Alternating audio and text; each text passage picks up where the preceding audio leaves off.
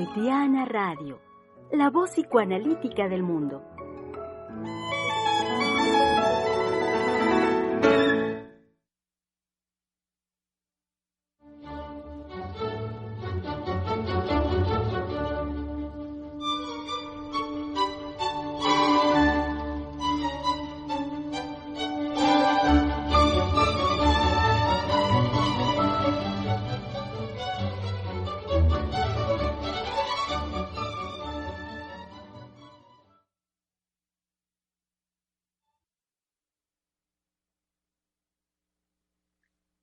Tres mujeres psicoanalistas hablando de la vida cotidiana, que más bien son cuatro. Ya lo saben bien, querido público, que aquí es una matemática singular, es única, hay que decirlo. Entonces, tres que más bien son cuatro y que en un momento pudieran ser más o menos, están el día de hoy siendo jueves y como lo saben, querido público, es el espacio justamente para ello. El jueves, donde tres mujeres psicoanalistas, que son cuatro, hablando de lo cotidiano y de lo cotidiano que es el título, el tema de nuestra conversación de esta semana, que justamente hoy, digamos, el esfuerzo es poder hacer una síntesis al respecto, es este tema, digamos, sí, de orden cotidiano, ¿por qué no? Hay que decirlo.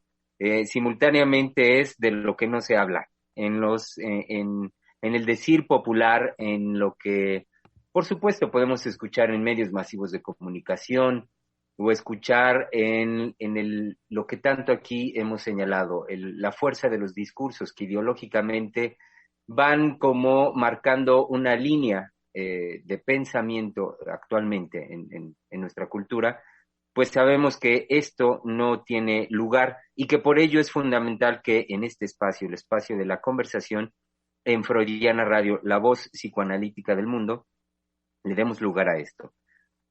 Por una sencilla razón, porque como lo decía hace un momentito, esto es cotidiano, tan cotidiano como que las mujeres en clínica hablan justamente de esto.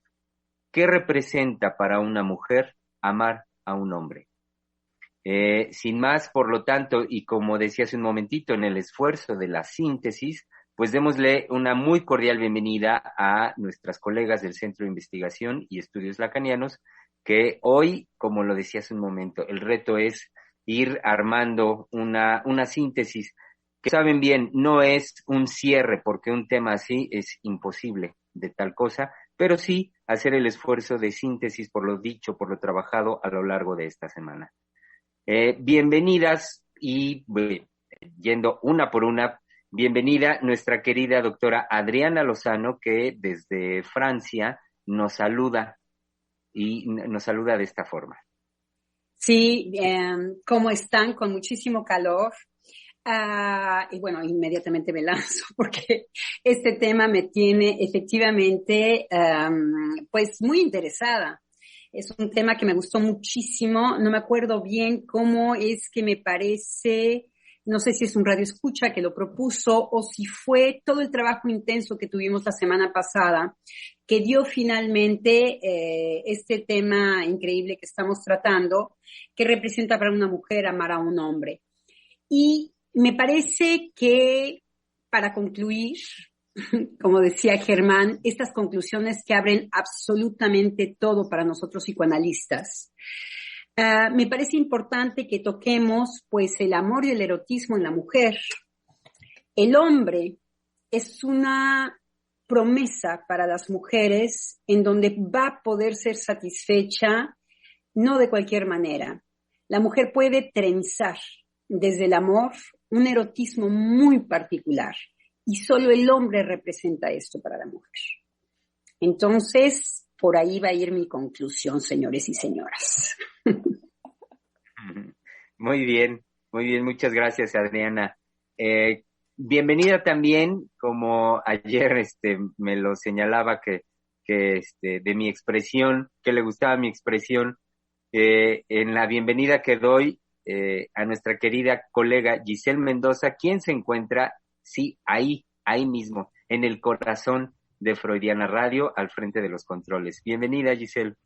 Así es, que justamente me parece la expresión digamos, ese atravesamiento a alcanzar algo de la realidad de la que no somos partícipes permanentemente. La construimos a partir de nosotros, pero no nos pertenece como tal en algún momento más que a partir de lo que nosotros creamos.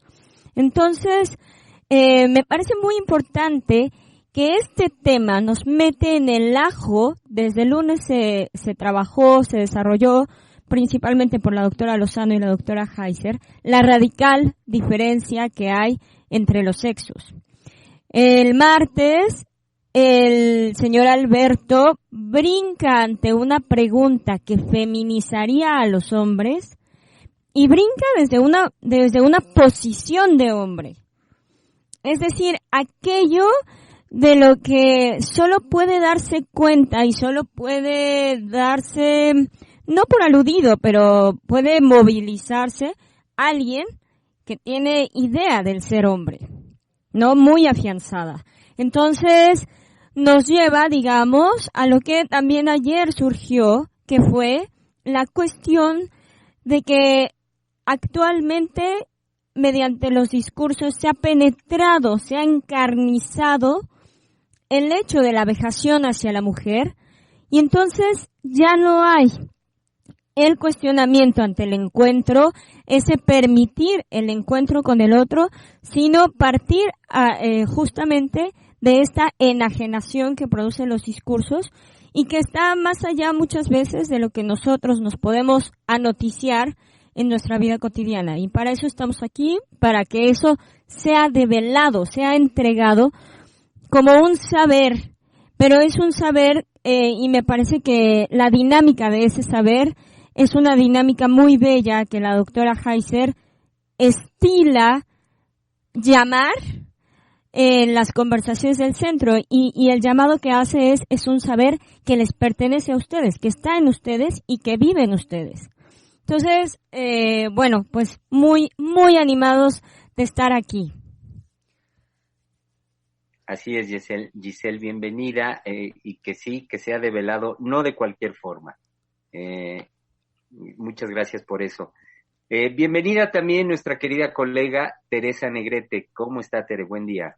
Muy bien, aquí con mucha emoción de estar con ustedes y como bien dices, no somos 3, somos 4 y muchas veces somos más porque 5 con tu voz, ¿no?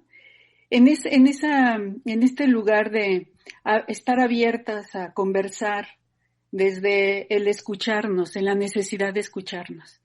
Y me parece que ese es un elemento interesante de cómo hemos venido armando las conversaciones, ¿no? El decir desde nuestras vivencias, desde aquello que hemos pensado, reflexionado y ponerlo a consideración del otro para partir de ahí estar a la espera de que lo que el otro me puede aportar. Y me parece que así como hoy es esta mañana vientosa en la Ciudad de México, airosamente conversamos, ¿no? Uh-huh.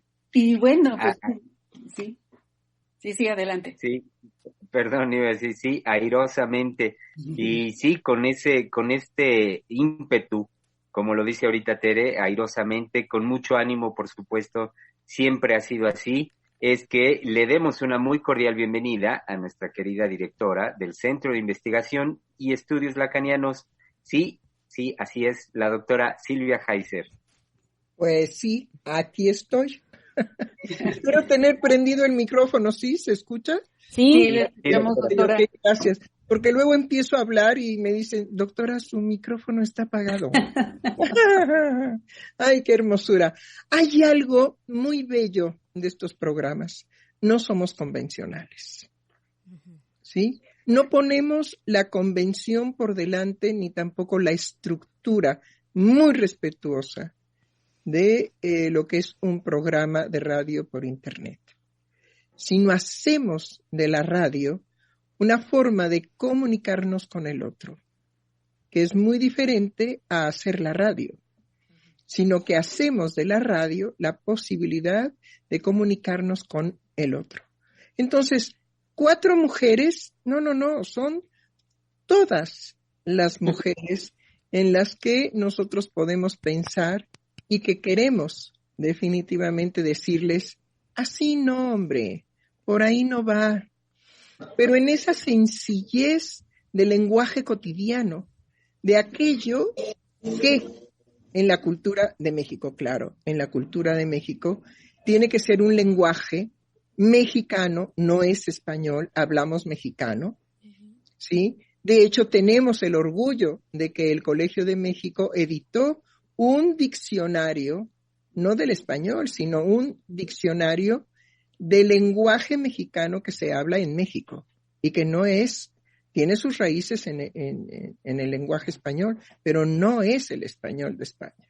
Es el español, en todo caso, de México.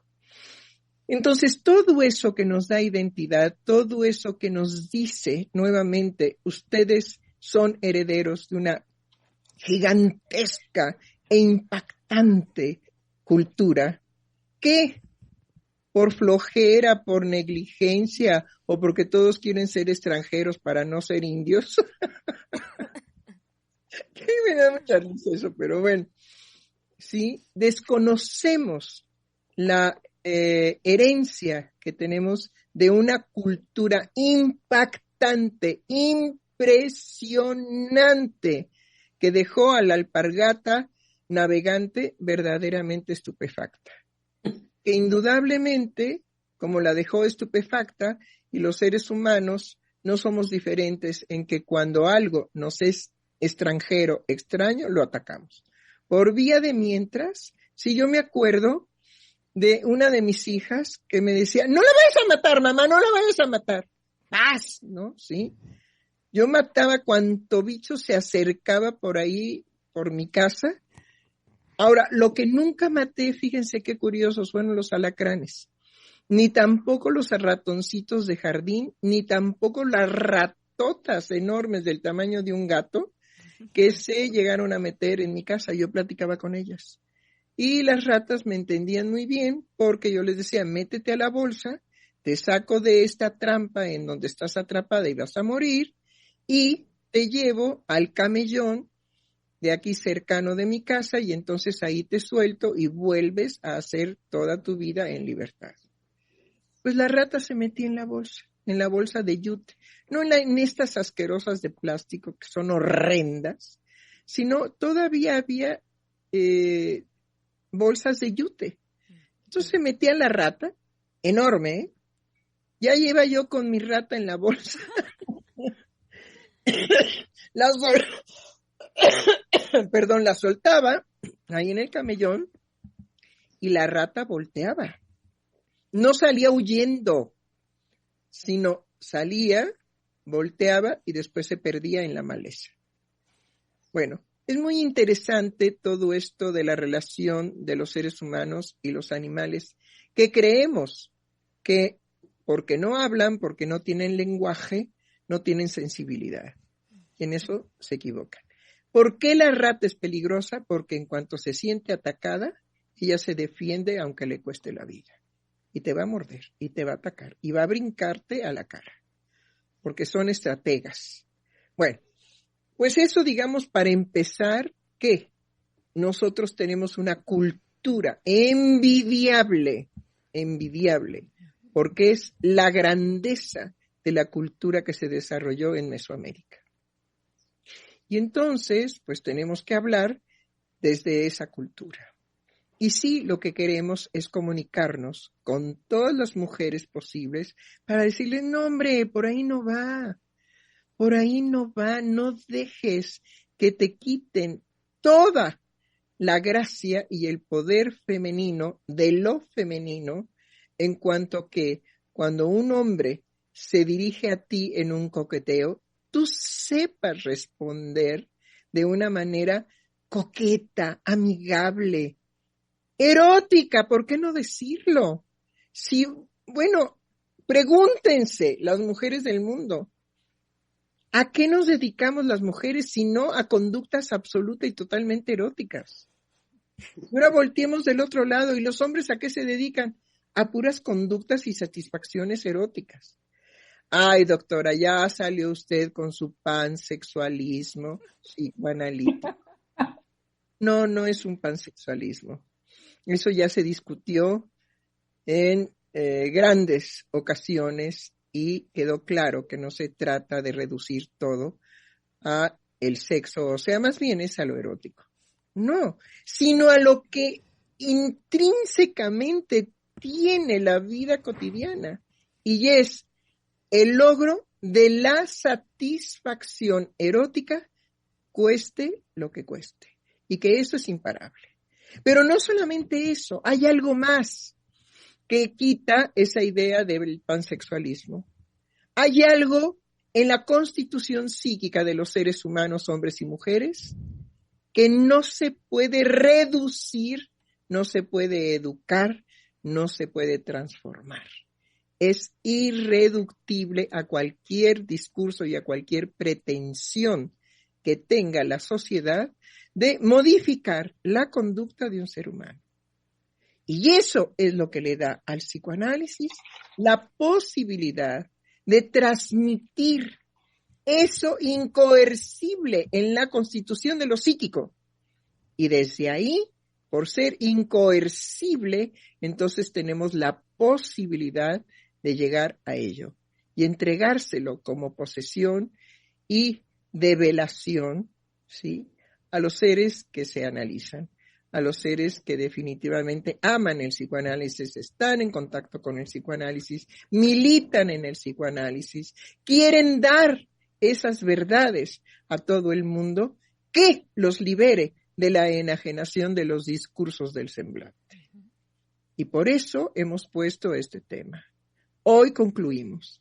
Pero estaba yo pensando, y se los propongo aquí ahorita a mis colegas así, en vivo y a todo color, si la próxima semana podríamos dedicarla al psicoanálisis, en cuanto que consideré que es muy importante ahora hablar del psicoanálisis en sus fundamentos que permiten precisamente develar el semblante que engaña y que produce dolor, amargura, enajenación en los seres humanos.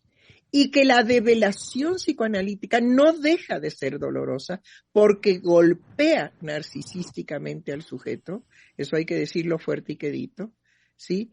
Pero que lo libera de su enajenación.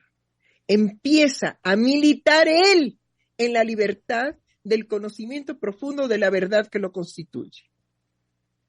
Y esa libertad solamente la da esto creado por Freud y continuado por Lacan en una fidelidad impresionante. Entonces, hagamos lo que también requiere el mundo.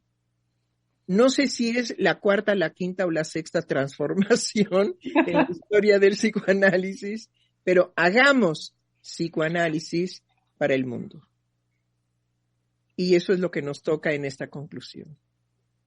¿Qué le pasa? ¿Qué le acontece a una mujer cuando en lugar de beneficiarse con tener un hombre, de completarse con tener un hombre, qué le pasa a ella cuando en lugar de usarlo, completarse, acompañarse, sufrir con él, en fin, etcétera, todo lo que las mujeres pueden hacer en relación con un hombre, ella decide amarlo? Y creo que debemos de concluir que el amar por parte de la mujer a un hombre nada tiene que ver ni con las novelas románticas, ni con todo lo que se ha dicho del amor, nada, pero nada, es absolutamente el misterio femenino por excelencia. Por eso el tema fue siempre candente. ¿Qué le acontece a la mujer cuando la mujer decide? Porque es una decisión, ¿eh? Nada de que a la mujer la pesca Cupido y le echa la flecha y no. Eso acontece en el hombre, pero no en la mujer. En la mujer no es flechada por ningún Cupido, ni por ninguna flechita, ni cosa que se le parezca. Ya ahí hay una diferencia radical. Por eso el piropo, a mí me parece, doctora. Por eso el piropo le corresponde al hombre sobre lo que le despierta una mujer. El piropo no es femenino, señoras. El piropo es una condición masculina que se dirige a lo que una mujer le despierta al hombre. Ahora sí, doctora, dígame. A mí me parece que efectivamente, ya me quiero quitar esta palabra, que efectivamente, efectivo mucho. Hay algo en el amor de la mujer que es una construcción grandiosa, porque tiene que ver con un poder enternecer, pasar en esta tensión del odio a la ternura. Y no digo al amor, a propósito. No, a la ternura.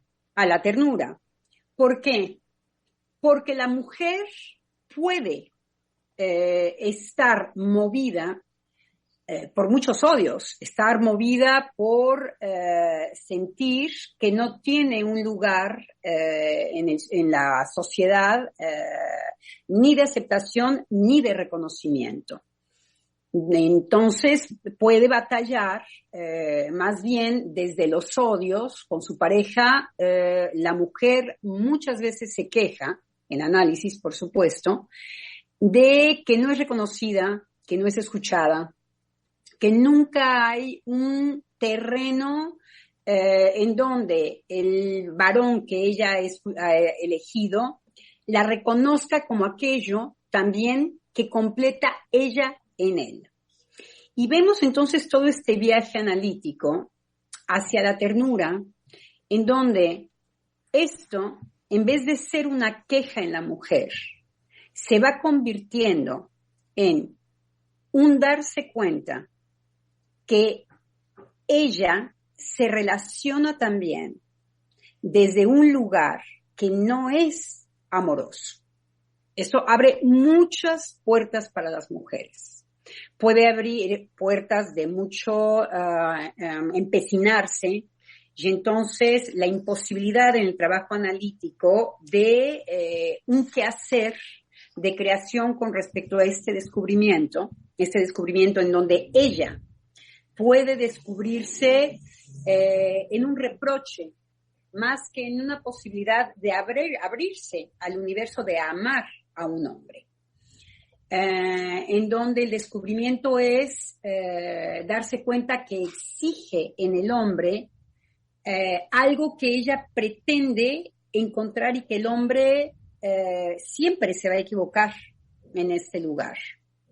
Y entonces puede tardar en hacer la digestión de esto, pero sí descubrir que son universos de odio, que son universos de envidia, que son universos de mucha rivalidad no resueltos, que le han imposibilitado una cercanía mucho más desde una paz que puede o no transformar en ternura hacia el hombre, y entonces apostar por el amor. Son trabajos que son muy duros para la mujer por lo que encuentra la mujer en lo cotidiano, que hemos estado hablando mucho de ello en esta semana. Pero no hemos hablado también de que la mujer va a poder tener acceso porque aquello que le cuesta trabajo también de su sexualidad, de cómo gozar con su cuerpo, cómo tener una felicidad de orgasmo, ella se lo puede plantear con el hombre muy rápidamente. Es algo que ella va a fantasmear, en donde va a fantasear, en donde va a encontrar en el hombre algo del cuerpo de ella. Eso es lo que es bastante misterioso en la mujer. La mujer va recuperando su cuerpo, va dando una identidad de una gran excitación sexual a través de las manos del hombre, por ejemplo, a través de la mirada del hombre, a través de que el hombre la nombre. Y ella encuentra una satisfacción sexual de alto grado con eso que escucha de su cuerpo en la boca, manos, mirada del hombre. Es una experiencia efectivamente muy valiosa para la mujer porque la regresa a constituir en ella sus propios lugares de satisfacción sexual. Claro, justo en esto que decía la doctora Lozano, me recuerda por anecdótico, sí voy a recurrir a la anécdota, pero quiero poner primero el punto que quiero señalar, y es que la doctora Heiser, cuando nos habla de esta decisión de amar a un hombre, quiere decir que hay a la mano, no a la vuelta de la esquina, pero sí a la mano, la posibilidad de ejercer esa decisión por parte de la mujer y que se construye. Entonces, justo me recordó la anécdota en la que, estando en casa de la doctora, yo utilizaba un peinado de un chongo muy, digamos, en la parte alta de la cabeza, tal cual. Y a mí me parecía muy exitoso ese chongo, etcétera. Llega un colega y este colega me hace el comentario de que, oiga Giselle, ese chongo no se le ve bien. No se lo haga porque no le va bien. Entonces yo lo miré con desprecio, soy muy brava, y lo miré con desprecio así de, sí, a mí qué me importa. No le dije nada, solo lo miré. Y entonces la doctora dice, ok, no le gusta Alfredo. Bueno, está bien, Giselle, suéltese el cabello. Usted no se va a hacer más ese chongo cada que el colega fulano de tal esté aquí en la casa. Y yo me arisqué así, me colgué de la lámpara y dije, ¿cómo es posible? ¡No! Me revolqué. Ahí está la cuestión de cómo, porque esta anécdota tiene dos partes. Una, cómo me habita, digamos, el discurso de odio al hombre. No a partir de lo personal y a partir de la vivencia propia, pero está ahí inserto, ¿no? Por un lado. Y por otro lado, fue cada vez que yo me revolcaba así de decir, porque me lo repitió, ciertamente llegaba, lo hizo efectivo, pues no fue el comentario lanzado al aire, sino era la oportunidad de insertar ahí, en mí, una posibilidad de hacerme un espacio como mujer, pero como mujer. No como la fiera que se le va a ir a la yugular al hombre. Y entonces es muy sencillo. Permítame, es que es muy sencillo. A lo que yo me refería es que cuando el hombre le dice, no, eso no le queda, ¿cuál es el recurso por excelencia femenina? Ah, no me queda, ¡chrum! Me lo desbarato. ¿Y ahora cómo me veo? Ahí el hombre queda cautivado, ya, está a nuestra merced. Claro. Ese es el empoderamiento femenino verdadero. Ese. Es tan sencillo como eso. Ah, no me queda, no me veo bien. Ahorita, trrrrón, me alboroto el pelo, y le digo, ¿y ahora?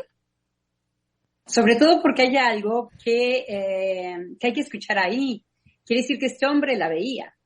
Claro. Y que si vamos muy rápido, no nos damos cuenta que no hay nada más alucinante que alguien nos vea. Y digo a alguien a propósito, porque no se trata de dar recetas de cocina para hacer ustedes coquetas y los hombres que las vean. Hombres, como yo quería elevar la última vez en el programa, esta función del hombre, esta función en donde la mujer efectivamente puede hacer un hallazgo en el hombre. Uh-huh. Inclusive hasta poder decir, mi hombre es mi discurso, mi hombre es mi pasión. Pero es el hallazgo del hombre, en donde hay algo que a la mujer le es muy complicado, y es dar un espacio a que el hombre la impacte como él puede impactarlo. ¿Por qué? Porque está en una exigencia feroz de verme como lo que yo ya construí que tienes que ver. Claro. Entonces, para que un hombre se aproxime frente a este castillo constituido por lo femenino, ni siquiera por la mujer, aquello que ya en la mujer. ¿Por qué digo lo femenino? Me detengo aquí un poco. Porque se trata de un sufrimiento muy particular. Se trata de algo que pertenece a las mujeres y que difícilmente, casi imposible, puede ser un sufrimiento experimentado por los hombres. Y es verse en una diferencia con el otro, en donde se representa, pues ahora en los discursos se dice, eres menos fuerte, se dice, eres menos inteligente, se dice, y que hay una constatación en la manera en cómo se ha inscrito la historia, en donde pareciera que la historia da razón de estas babosadas al mundo, pero no quiere decir que la mujer no lo padezca. Entonces, tiene una experiencia, que es lo que estoy evitando decir de manera teórica, que es quizá la semana que entra podremos detenernos un poco. Experimentarse castrada no es cualquier experiencia. Si bien hombres y mujeres van a tener un campo que se comparten en cuanto a la falta y el sufrimiento se parece, hay una experiencia de la castración que tanto para el hombre es una amenaza como un gran sufrimiento en la mujer. Entonces, desde ahí sus odios, desde ahí la construcción de, sobre todo, no quiero que me veas castrada. Desde ahí no es verdad una contestación feroz de la mujer porque ha padecido esto. No, a la mujer le cuesta trabajo ver su inscripción. Es lo que estábamos diciendo. En vez de valorar la inscripción tan complicada de la mujer, decimos que no hay inscripción, que nos tenemos que inscribir como hombres, que tenemos que ser presidentes, que tenemos que hacer libros de historia, que tenemos todo eso, que se tiene que inscribir como el hombre. También es una necesidad para el hombre estar diciendo, soy hombre, y es un dolor particular que la mujer no padece tampoco. La mujer tiene el gran privilegio de no padecer el estar diciendo, soy mujer, nosotras no padecemos de eso. Entonces, son estos lugares de padecimiento muy intensos que separan a la mujer de manera particular del hombre. Afortunadamente para la mujer, con la promesa de que el tesoro erótico se encuentra en que es el hombre que me mira. Ese chongo no te va. Entonces, todas las mujeres somos sensibles a una palabra en donde estamos en la mirada del otro. Pero vemos todas las reacciones. Claro. Pero ahí, nada más que ahorita le doy la palabra. Sí, ok. Pero hay una cosa que no se nos debe de pasar, porque es muy sutil en lo que usted estuvo diciendo, ¿sí? Pero introdujo algo inicial que hay que subrayar. Ese hombre la miraba.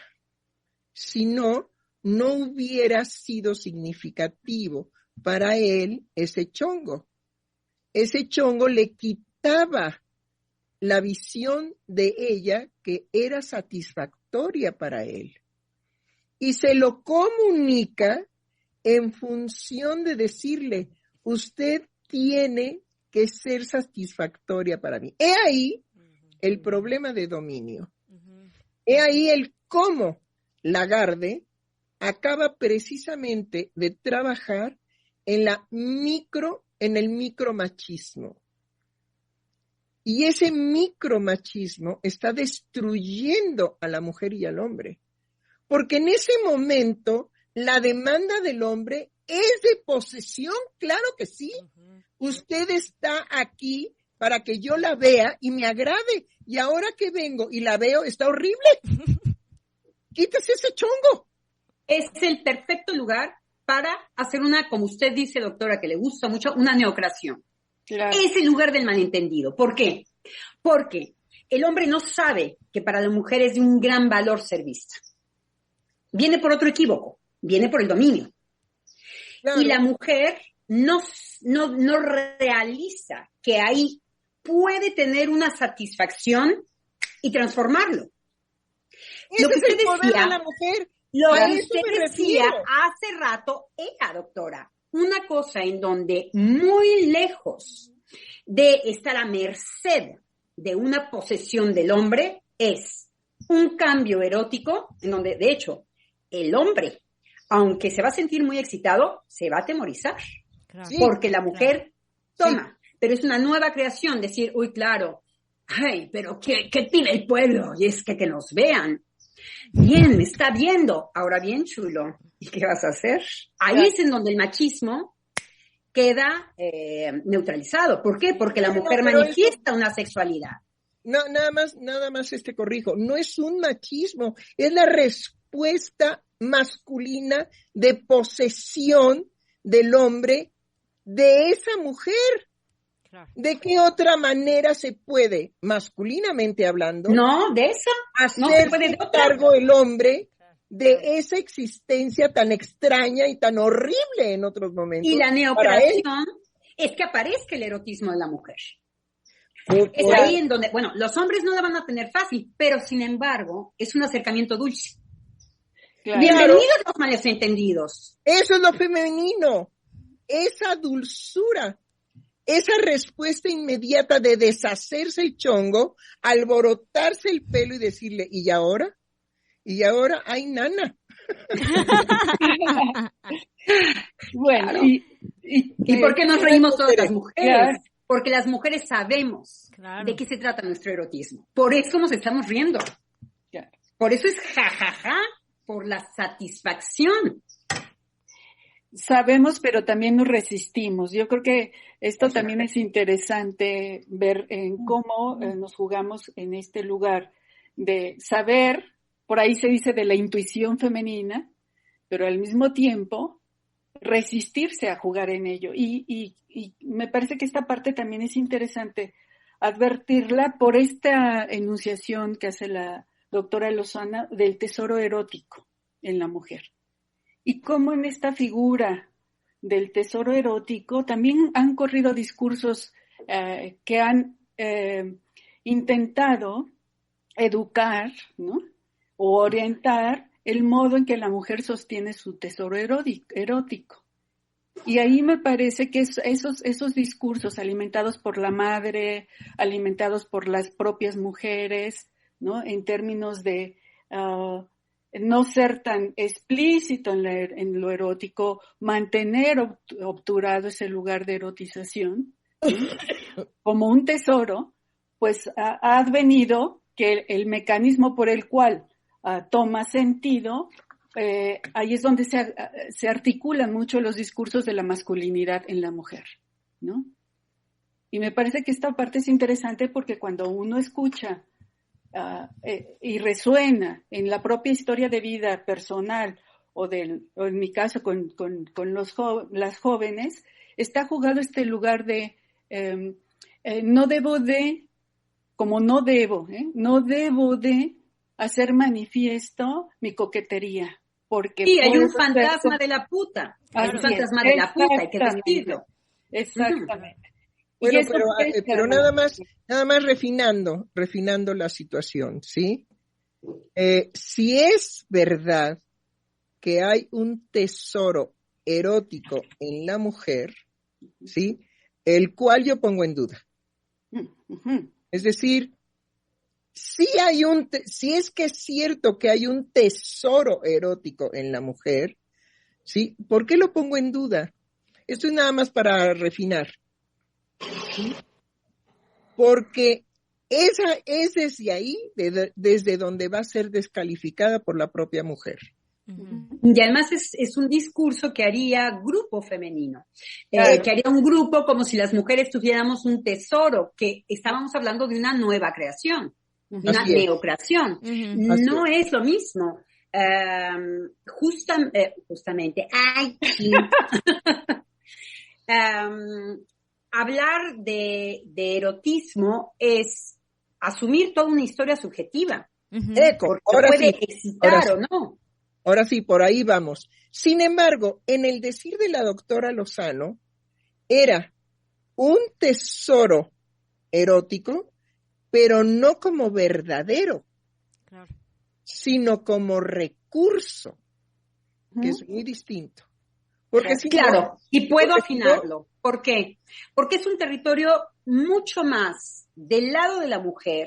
Fíjense cómo la mujer puede encarnar los fantasmas masculinos. Es sorprendente la flexibilidad como lo puede hacer. ¿Por qué? Porque la mujer, que no tiene que estar peleándose por su identidad sexual, puede satisfacer algo que la satisface en el hombre. Complicado. Sí. Lo que quiere decir es que la mujer tiene una plasticidad de entrada, 1, porque se vive castrada, y 2, porque va en busca de completarse con el otro, y 3, porque presume saber lo que el otro está buscando y si no se acomoda. Y si no se acomoda. Claro. Ahí está. Entonces, el acomodo de la mujer, que anteriormente se llamaba sumisión, abnegación, y que era la pregunta, digamos, de parte de los hijos, pero ¿qué haces con ese hombre que te maltrata? ¿Sí? La mujer no podía explicar precisamente la satisfacción erótica que obtenía en el maltrato. Eso que está exacto. Y eso es lo que ha sido prohibido por los discursos de género y femeninos, de responsabilizar a la mujer de que hay un erotismo femenino que puede tener en función de ser maltratada. De un estado masochismo. Y que entonces ya estamos hablando de otro tipo de tesoros. Claro. Yo quiero decir algo, justo antes de que se me vaya la idea, que en esto que decía Tere en cuanto a ella lo nombra como una resistencia a las posibilidades de la mujer, pero me parece que más bien hay una desorientación, y con desorientación no quiero decir que las mujeres no sepan lo que poseen en cuanto pueden seducir a un hombre, el poder que poseen, sino es el borramiento de la distinción en que en esto de hacer como los hombres, emular, digamos, la posición masculina, en tanto que no encuentra una afirmación en la vivencia subjetiva de haber nacido con un cuerpo femenino, de haber sido marcado, nombrado, etcétera, nombrada a partir de todas esas vivencias, el hacer como si no encuentra el asentamiento en el ser mujer, no encuentra el asentamiento, digamos, de lo que es para una mujer emular la conducta masculina. Pero, a lo que quiero llegar es, la mujer está hecha bolas con ella misma, claro, en cuanto a cómo comandar ella el poder de seducir a un hombre y la mojigatería que ella misma se ha impuesto en función de estar emulando la posición masculina y de creer que tiene acceso verdaderamente a lo que es la sexualidad masculina. Claro. Bueno, Giselle, con esto que comentas me remite al caso de una paciente, que es una mujer de 36 años, pues que tiene una profesión, que tiene un posgrado, seguridad social, una casa, un auto, y frente a una circunstancia de enfermedad grave en la que puede ser comprometida su fertilidad, se abre ella la pregunta de ¿y por qué no tengo a alguien? ¿Sí? Y ante la pregunta de ¿y por qué no tengo a alguien? También se pregunta, ¿puedo yo desear dar vida? Justo en la posibilidad de perder su fertilidad. Pero es hasta entonces cuando se lo pregunta. Y igual dice, pues no tengo a alguien, y después ella misma recapacita y dice, no tengo un hombre. Ajá, y claro, ¿de qué está hablando? De solamente cuando le ponen un hasta aquí a su omnipotencia femenina, es cuando ella reacciona y dice, ¿quién es ese que me pone límites en mi fertilidad? Pues su enfermedad que usted provocó. Claro. ¿Y quién es ese que me prohíbe a mí, sí, el producir vida? Pues ese es usted. Claro. Eso es lo que el psicoanálisis le regresa a las mujeres omnipotentes, narcisas, que bueno, usted la describe muy bien, tiene coche, tiene casa, tiene una maestría, tiene, pero lo que ella no sabía que iba a producir su enfermedad era ponerla frente a ella misma en una impotencia. Claro. Y ahí es cuando ella se revuelca como tlaconete con sal. Claro. Ajá, ¿sí? Pero justamente el análisis la hará, no de sopetón, por supuesto, Claro. pero progresivamente la hará, la llevará, digamos, de la mano a que ella se devele a ella misma el sentido de haber creado una enfermedad grave para obtener, miren las paradojas, para obtener la posibilidad de la pregunta trascendente de una mujer. Claro. Claro. ¿Yo puedo producir vida? Claro. Claro. Vaya forma de feminizarse la mujer a ella misma. Porque lo tenía narcisísticamente negado. Sí. Es hasta que ella misma se imposibilita la posibilidad de un hombre y la posibilidad de dar vida.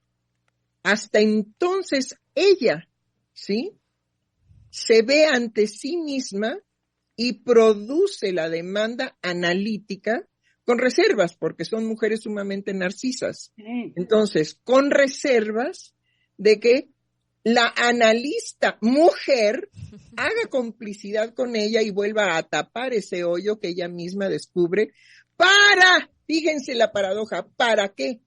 Para finalmente devenir mujer. Sí. Y además son todos los desquebrajamientos de los discursos que hacen lazo social. ¿A qué hago referencia? Estoy haciendo referencia a cuando toda la sociedad se precipita, cuando tiene la intuición de que va a haber pérdida, a tener otro gran discurso para no ver la caída que va a tener. Ahora está cayendo, por supuesto, el patriarcado. Entonces, corremos con un discurso a que vuelva a dar sostén a el quedarse ciego frente a lo insoportable del vacío, con discursos que tratan de manera muy grotesca de venir a llenar ese vacío que está apareciendo. Entonces son los discursos del género, como fue el discurso de la gran industrialización. No sé si conocen un poco lo que sucede cuando se tomó el término de revolución industrial. Es muy interesante porque cuando se toma el término de revolución industrial es cuando había, tanto del lado de los conservadores, un cuestionamiento a la industria como amenazante de hacer democrática el bienestar para muchos. Entonces se oponían, como que el pueblo va a tener un bienestar a través de la industria, de tener la misma cantidad de zapatos que yo, que tal. Entonces se oponen los conservadores y por el otro lado se oponen los pensadores diciendo, ojo con la industria, porque lo que sucede con la industria es uniformizar una demanda que es imposible de ser uniformizada. Ojo, estaba ya muy cerca del cuestionamiento de lo que es la consumación. Entonces, era un cuestionamiento muy válido para lo humano. No nos industrialicemos de manera salvaje, porque entonces nos vamos a igualar a una demanda que es impuesta, ni siquiera es la de, casi diríamos los psicoanalistas, 1 por 1. Entonces, había un cuestionamiento en donde se veía la revolución industrial como algo brusco, revolución en el sentido no positivo, sino en el sentido de algo que viene a hacer una irrupción en donde rompe las casas, en donde quema los pueblos, en donde la gente no sabe ni de dónde sostenerse la revolución industrial. Había este cuestionamiento. ¿Qué es lo que se jugó? Lo que se jugó es que Inglaterra, son 1780 y cacho, luego les traigo bien los datos, Inglaterra estaba produciendo el 37% de una producción tanto metalúrgica como, no sé si son las telas. Sí, pero creo que textil, Adi. Y textil. Sí, textil. 37%. Un segundo. La industria textil que tuvo precisamente auge en México, porque es cuando vienen los ingleses a aprovechar las aguas privilegiadas de México que venían del volcán, en este caso de Puebla, ¿sí? Y que se desarrolla precisamente la industria textil gracias a los ingleses. Y en Pachuca, pues nada menos que la cuestión minera, también como la riqueza, y entonces se crea ese panecillo, que es una empanada, pero que se les llama, ahorita no recuerdo el nombre. Los pastes, los famosos pastes de Hidalgo, que era el alimento de los mineros. Entonces, en 1787, me parece, los ingleses aseguraban solos, porque ¿qué es lo que hacen los ingleses? Los ingleses, como buenos protestantes, dicen, vamos a industrializar, nosotros sí que queremos industrializar.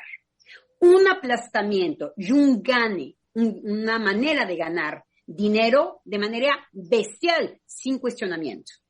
Entonces, toman el 37%. Son los creadores de los piratas.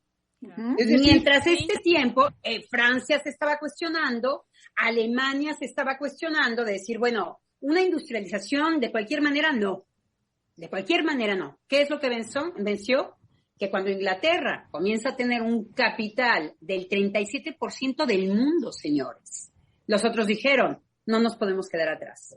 Y en vez de tener una ética, en vez de imponer a un país una ética de reflexión sobre la industrialización, ¿qué es lo que se hace? Los dos dicen, nosotros tenemos que ganar la misma cantidad del pastel. Efectivamente, en la entrada del siglo XIX, ya Alemania y Francia le queda, en esta época ya va a desarrollar solamente un 10% de la industria mundial Inglaterra.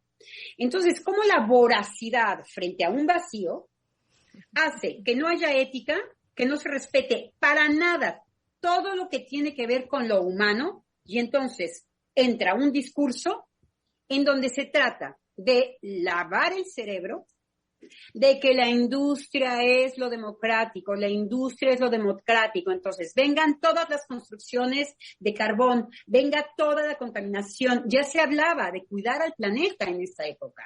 No podemos arrasar de esta manera. Se callaron todos esos cuestionamientos. Entonces, frente a un vacío, aparece un discurso. Exactamente el ser humano, cuando se encuentra en esta encrucijada en donde va a experimentar un vacío particular, encima un discurso. Ahora, ¿cuál es el que nos toca vivir? Es el caso, permítame, es el caso que usted plantea y dijo, bueno, no quisiera yo utilizar el término de la castración, pero precisamente amar a un hombre es ponerse en el vacío que lleve a la mujer no a necesitar a un hombre, sino a amar a un hombre. Pero mangos, ante ese vacío, mejor el discurso de género. Ante ese vacío, mejor, sí, las militancias feministas. Ante ese vacío, mejor que me exploten. No importa. Sí, que incluso, como bien lo estuvimos señalando en el programa, en los programas que se desarrollaron sobre el amor líquido, ¿cuál es el vacío que en este contexto contemporáneo se ha señalado y que se habla de una revolución en términos de los afectos? Ahí está. ¿Sí? Y se habla de esta revolución en términos de los afectos, justo produciendo estos discursos de la necesidad de lo emocional, ¿no? Y que los discursos llenan ese vacío. Yo me parece que ese es uno de los elementos que está jugado ahora y que se agudiza frente al, lo puedo decir porque, por ejemplo, los consejos técnicos en las escuelas que se desarrollaron el viernes pasado de cierre de mes, les dieron una consigna de tratar la situación emocional de los estudiantes. Ay, sí. Y fue en todo el país, y en un discurso que trata de sustituir, ¿no? De llenar, con una cosa absurda, absolutamente absurda, ¿no? No, hay que reunirnos con Lacan cuando dice, cuando se trata del sexo, la persona comienza a balbucear. Es el lugar y dice, es por eso que Freud habló de en dónde, en el discurso del ser humano, aparece el vacío, en el sexo. ¿Parece qué? El vacío. Ah, claro. Que te guste, cómo, ahí es en donde uno no puede hablar. Entonces, todo lo que trate de decir que efectivamente esto es pacificado por X, mentira. Cada caso tiene que hablar de cuál es su accidente sexual. Bueno, y el accidente sexual fue toda esta semana hablar y preguntarle a las mujeres qué les acontece cuando ellas deciden amar a un hombre y no necesitarlo, y no usarlo, y no cubrirse, y no completarse, y no usarlo tampoco como semental para que yo tenga hijos. Y no todo lo que hacen las mujeres en función de los hombres. Bueno, odiarlos. Finalmente todo esto es un acercamiento de odio. Quiero decir, usarlo como semental, no considerar su palabra, tratarlo inmediatamente con una etiqueta. Bueno, es maltratar a los hombres. Es todo menos poder... Sí, Germán. Sí, bueno, y que quería en ese sentido, ahorita, poderle dar lugar a comentarios que tenemos de nuestro público, porque justamente hay uno, hemos recibido hasta ahorita pocos comentarios, pero hay uno que bueno, es que es curioso, porque lo que quiero decir es lo siguiente, tengo como dos líneas muy, digamos, distintas en cuanto a lo que ahorita van señalando.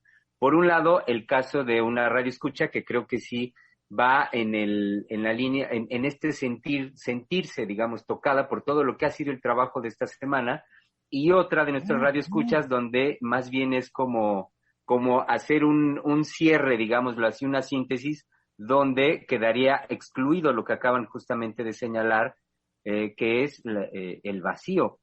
Y doy lectura. Primero, el primerito que llegó es un saludo de parte de Ana Fernández, que dice saludos a la doctora Negrete.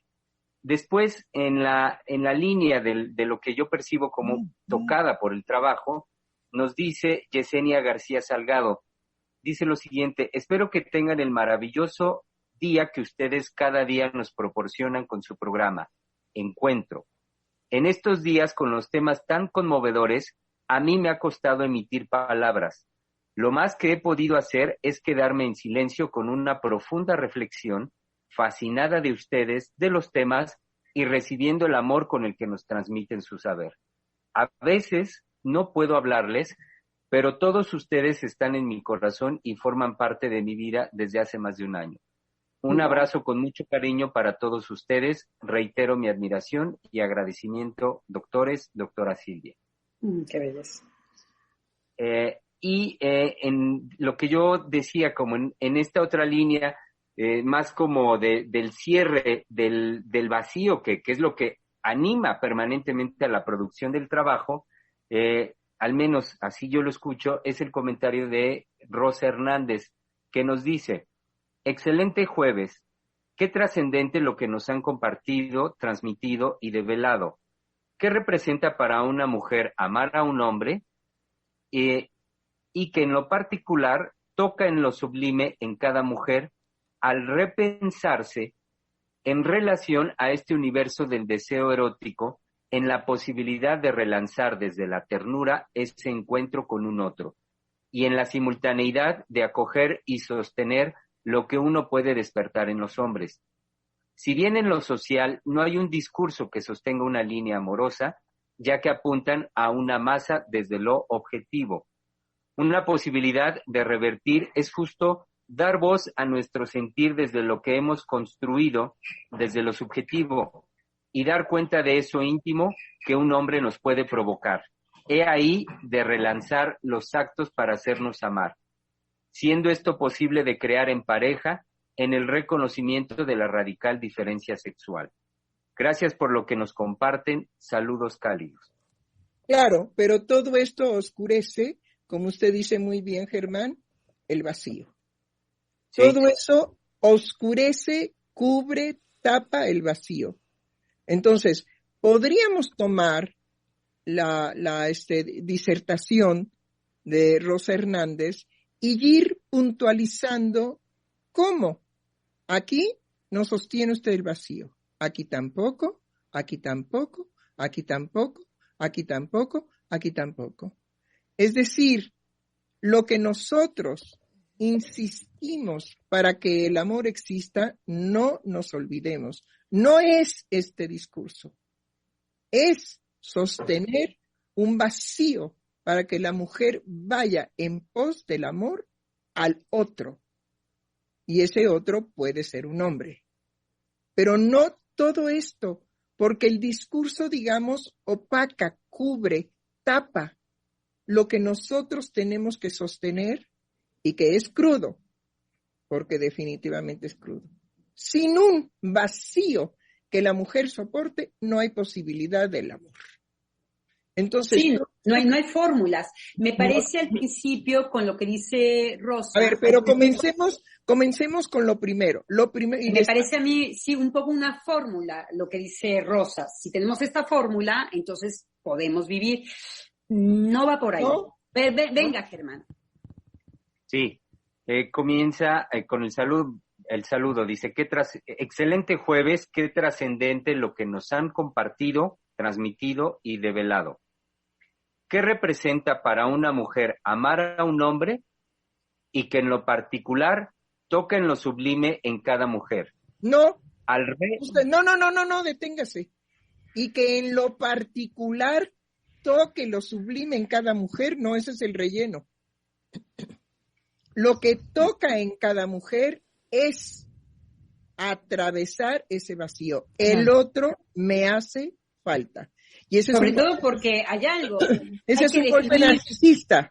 Hay que definir sublime, porque cuando yo tengo ganas de asesinar al otro y cuando yo desde el odio me relaciono con el otro y voy hacia el hombre, es otra manera de acercamiento. Y pueden ser desde lo peor y lo más vil.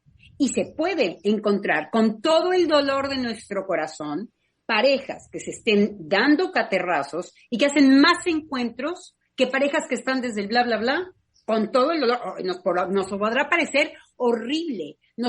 Ahí hay una pareja que se encuentra. Lo que quiero subrayar es que hay que definir sublime. Pueden ser unos sublimes catorrazos. Pueden ser unas sublimes fregadeces. Yo conozco parejas que quedan mucho más enlazadas que muchas que se den un sublime amor y que se quedan juntos más tiempo. Entonces hay que saber de qué tipo de pareja estamos hablando. No hay pareja ideal. Pero no solamente eso, mi querida doctora Lozano, sino utilizar lo sublime en relación al concepto de sublimación, que yo conozco a Rosa Hernández y sé que a eso se refiere, a no ser que ella me diga, no me refiero a eso, ¿sí? Ella se refería a lo sublime, y la falta no se puede sublimar, Rosa. El vacío no entra en la sublimación. El vacío se dinamiza, ¿sí? Con creaciones, pero es una detrás de la otra. Vea usted, por ejemplo, el desarrollo de sublimar la pulsión de muerte en Freud hasta que se encontró con ella, ¿sí? Y dijo, yo no puedo concebir que el cáncer se vaya a solucionar a estas alturas porque yo dejé de fumar. Pero lo que sí concibo es que el placer que me da fumar mi puro me estimula para lo que yo necesito de creación. Claro. Exacto, es el ejemplo que de alguna manera yo daba de manera chusca de decir, lo siento, pero una manera de dinamizar, tenemos que aceptarlo, aunque nos duele el corazón, puede ser morir de cáncer. Por claro, eso. Y creo Entonces sostiene Freud que su placer que le provocó, según el médico, la palabra del médico, el cáncer, no le impide tener un placer a pesar del cáncer. Claro. Esa es la sublimación, pero no es la sublimación negar, así como usted lo narra, negar que la mujer solamente puede amar a un hombre si ella asume un vacío en su ser. Claro. Mientras su ser sea completo, no puede más que utilizar a los otros, a los hijos, al marido, a la sociedad, a los discursos, a lo que sea. Es decir, échenle canela a mi canasta, ¿sí? ¿Por qué? Porque todo lo puedo utilizar para negar que lo que me haría digna como mujer y sobre todo la posibilidad de devenir mujer es hacerme cargo de ese vacío. Claro, y justamente creo que la línea ética que se ha sostenido en la formulación de la pregunta es tocar el vacío. Justo, no ha sido convocar a la mujer a la convención de el amar está al alcance de tu mano y ser rellenado, incluso porque si alguien habla del amor y hay mujeres que se llenan la boca de decir, yo amo a mis hijos, yo amo a mi esposo, yo amo el perro, amo el mundo, la ecología, viva la paz. Entonces no se trata de discurso, no se trata de más discurso de relleno. Se trata justamente de quebrar, pero de quebrar desde lo afectivo y de que alcancemos a tocar ese vacío. No tenemos otro recurso para transmitirlo los psicoanalistas y creo que yo ahorita pensaba justo por qué Lacan habla del discurso del analista y no del psicoanálisis. Sobre todo que cuando tiene que ver Lacan con encarnar. Sobre todo que cuando Lacan habla del discurso. Dice que solamente la experiencia en el análisis es el discurso analítico. Claro. Uno por uno. Y además desarrolla lo que tiene que ver, ahí le da duro a los psicoanalistas. Porque lo que está cuestionando en el discurso del análisis es que no hay discurso más que el de la experiencia analítica. Entonces, no hay discurso ni universalista, ni que esté contemplando, como el propio Lacan lo dice, una visión del mundo. Una Weltanschauung. Claro. Entonces, no es cualquier discurso del cual habla Lacan, es solo uno, el de la experiencia, uno a uno con y como decía Lacan, si además el psicoanalista osa tener la experiencia, porque hay que ver que hay muchos psicoanalistas que hacen discurso. El otro. Exacto. No están en la experiencia de dejarse, como decía Lacan, enseñar por lo que esté escuchando. Eso, sobre todo, digamos, que exponerse.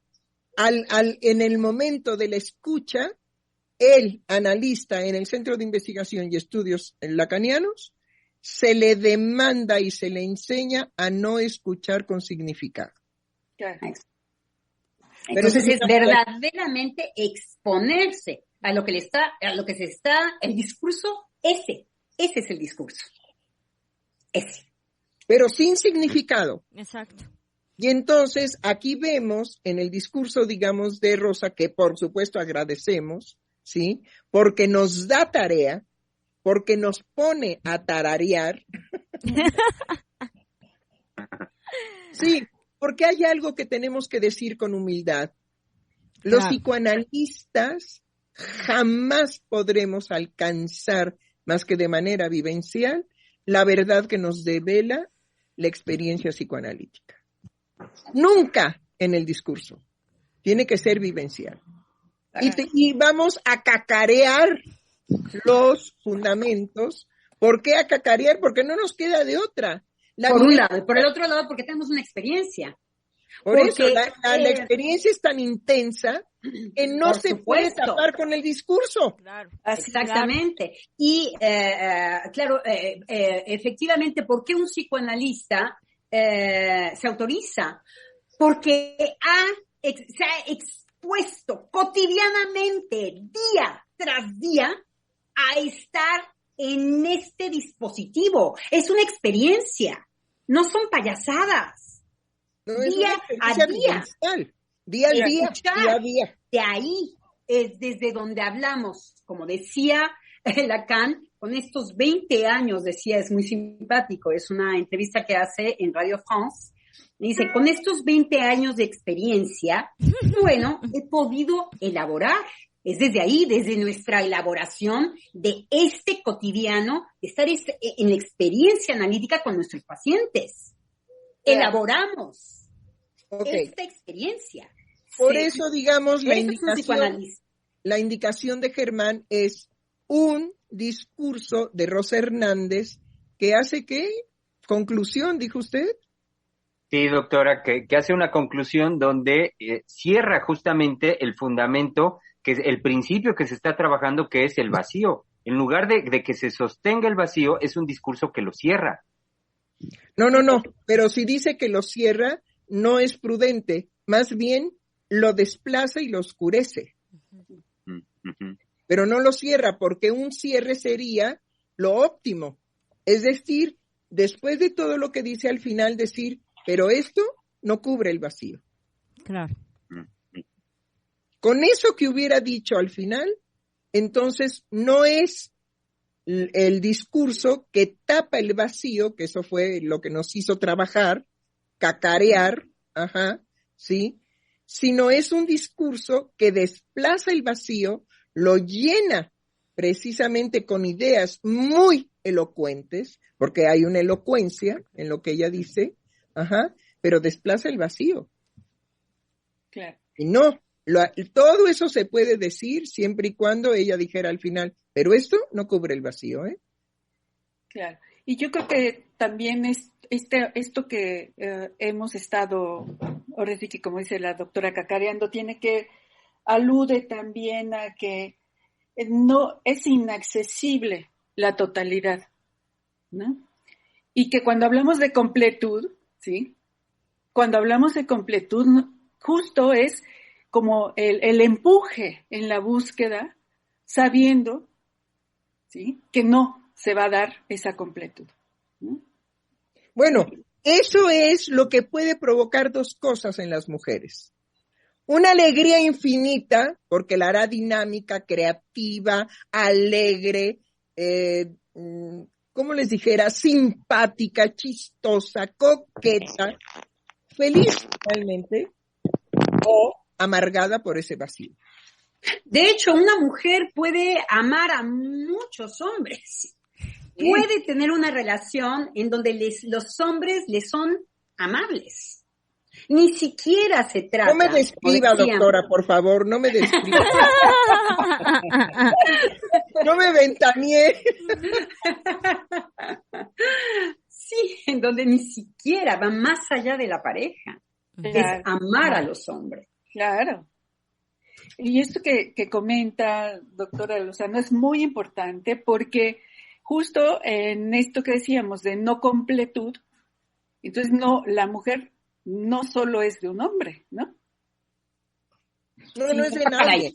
No es de ningún hombre. No de nadie. No es de ningún hombre. ¿Sí? Claro. Me acaba de acontecer con mi cardiólogo porque lo fui a ver, ¿sí?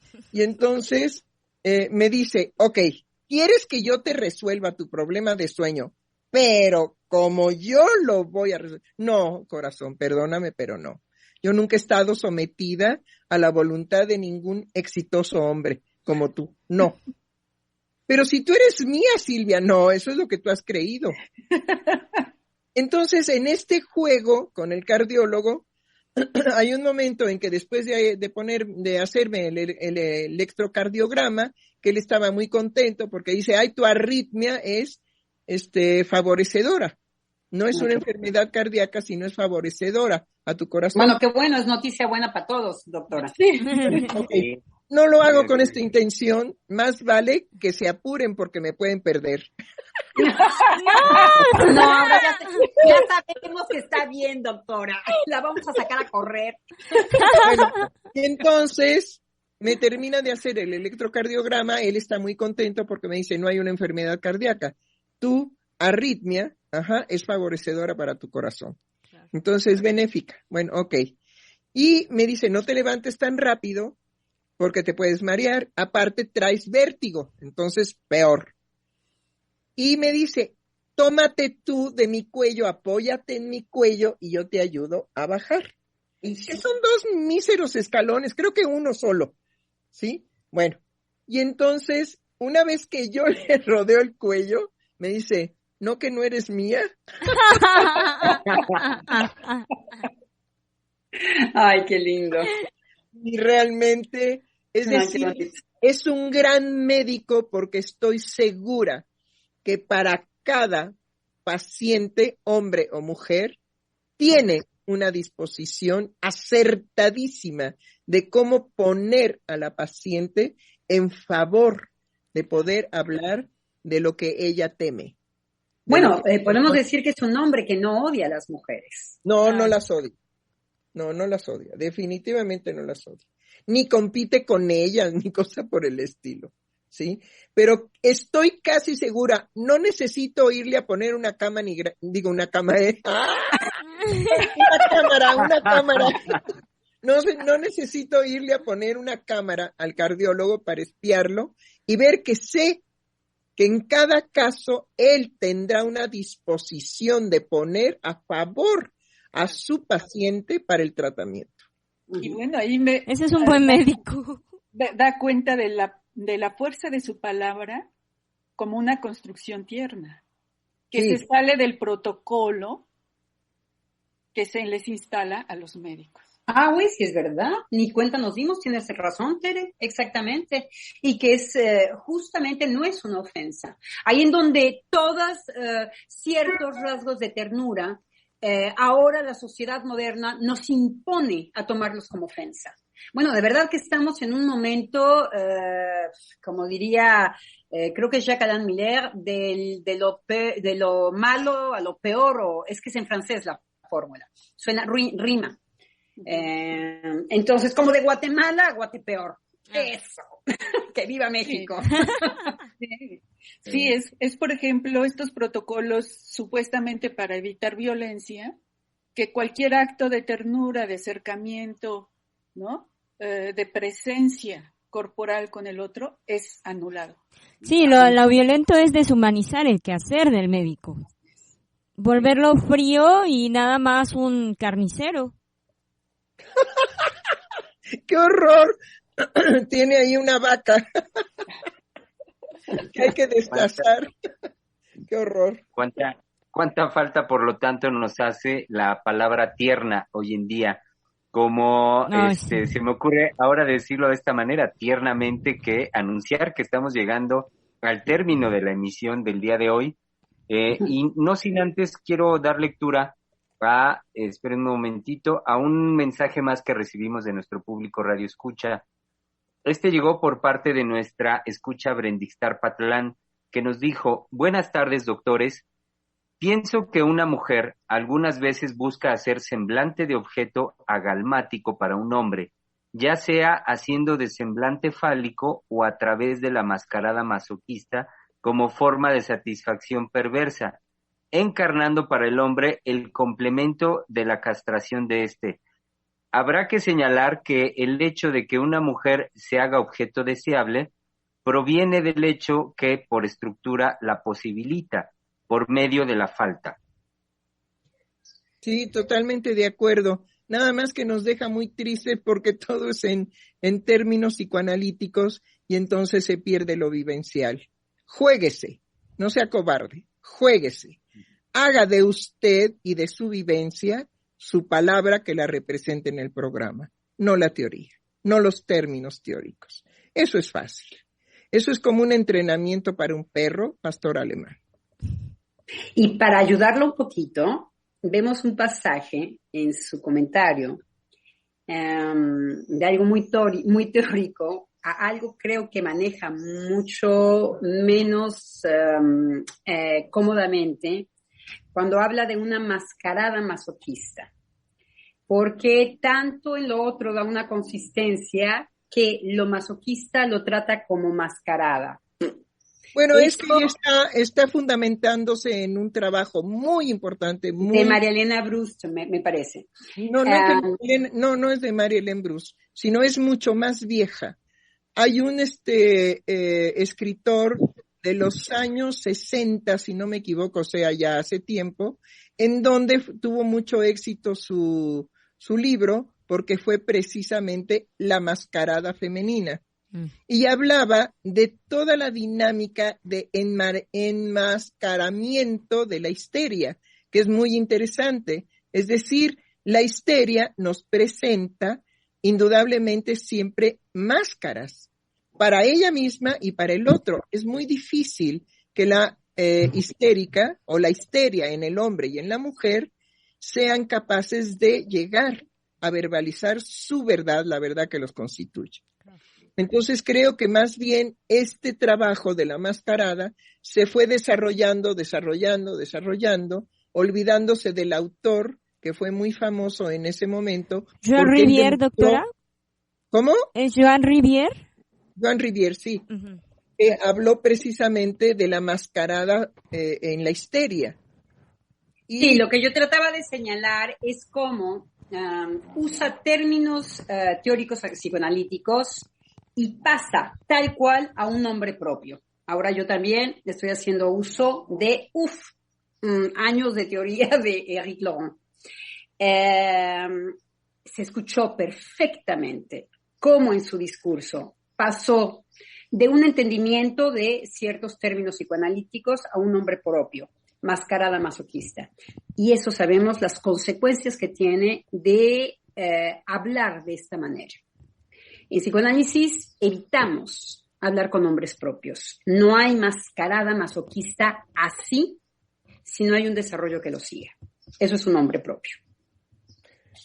Totalmente de acuerdo con la observación, digamos, de la doctora Lozano, en cuanto que el uso, yo ya lo he dicho, pero hay que repetirlo, el uso de los términos psicoanalíticos requieren por lo menos, para presentarse en un programa, serían 6 horas, para tratarlo dignamente de todo lo que involucra, ¿sí?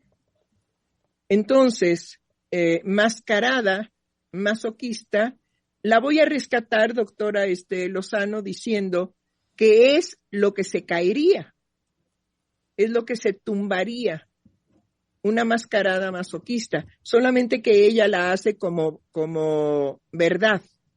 Y no puede ocupar una mascarada masoquista, no puede ocupar el lugar de la verdad.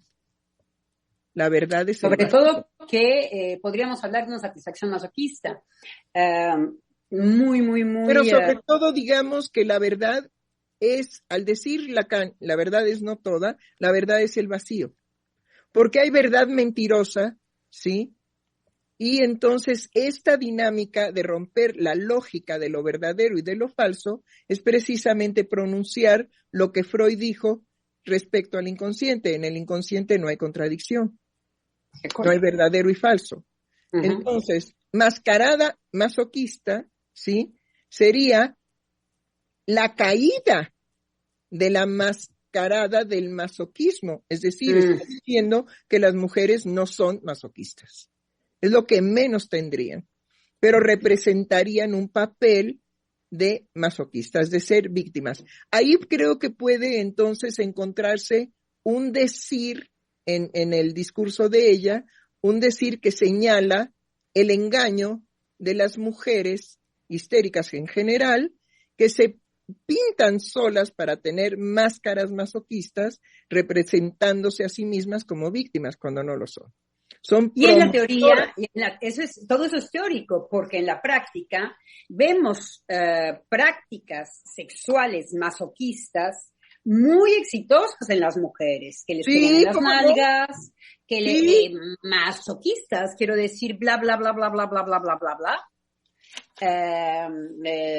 Desde muy pequeñas infligirse ciertos dolores y tener una satisfacción sexual y erótica con esto. Sí, cómo no. A ver si busco a un hombre. No sé si se acuerdan que en la Internet, cuando empezó la Internet, ¿sí? Una mujer describió lo que esperaba de un hombre que un hombre le hiciera. Lo consiguió y alcanzó la muerte de esa manera. Pero ella fue indicando paso a paso lo que el hombre tenía que hacerle. Y es, digamos, una muerte tortuosa. Exacto. Y fue lo primero que apareció en el orden de la sexualidad. Por eso tuvo tanto éxito Internet, porque fue lo primero que promovió. ¿Es verdad? Y bueno, que hemos tenido trabajo ahora con nuestras radioescuchas. Yo les daría un aplauso. Sí. Síganle, no se den por vencidas. Esto es lo que permite el programa, la conversación y la polémica. Siendo así, doctora, entonces está, por supuesto, la invitación para todo nuestro querido público Radio Escucha a nuestra ya tradicional cita del mediodía el próximo lunes aquí en Freudiana Radio, la voz psicoanalítica del mundo.